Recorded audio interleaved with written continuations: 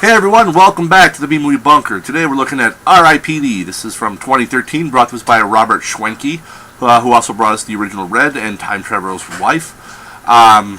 Yeah, disappointing foray for him, I think, on this one. You basically have the story is Ryan Reynolds was a cop, and he dies. And then he finds out there's this department called the R.I.P.D., the Rest in Peace Department. These are people who go back to Earth and get people who are dead but haven't moved on. Alright, the premise of the story, I like the premise. However, the execution, all this really is take aliens, swap it with dead people, and you have Men in Black.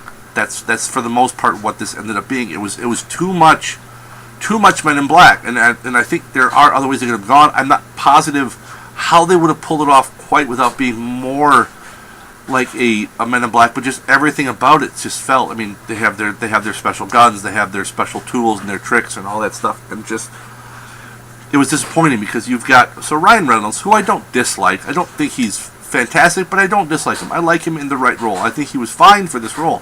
In general, I think the casting was actually really, really good. I mean, you have Jeff Bridges, who I absolutely love, playing kind of, he's playing Ryan Reynolds' partner. He's the veteran, so it's that kind of buddy cop story as well going on. You have Kevin Bacon as the villain. I think the casting was good, and I think their acting was good too. I love Bridges in anything, and I think Bridges, for the most part, his scenes are the best scenes in the movie. It's his interaction with the people around him and just with the environment.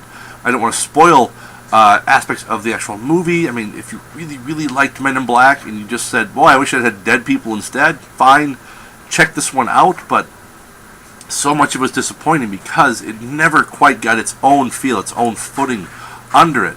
And some of the effects, some of the dead people, the effects are not that good. They look too CG, which is one of my big pet peeves with CG, is that at times, if it doesn't look at all real, if it looks like something I'd see in a video game, it's not going to look good on the big screen. It's going to look a lot worse. It's going to really rip me out of the movie.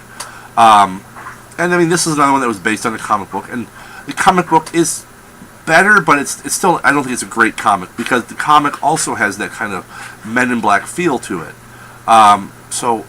There's other shows with dead people, like like Dead Like Me, and you had what was the one, Brimstone, where I was talking with some friends. Those ones I think did this whole concept a little bit better. So scale of 1 to 10, it's kind of like watching a really, really awful play that has your kid in it, or your kids. You love your kids, of course you do. You're a good parent, you love your children, and that play's awful. But you're going to sit through it, and you're going to watch it, and you're going to do your, hey, good job there, kiddo. Because you can't say anything bad about it. I mean, you can say something bad about this, but it's the fact that, I love Jeff Bridges. I like Kevin Bacon. I like Ryan Reynolds. I like even Mary-Louise Parker, who's got a small-ish role in this.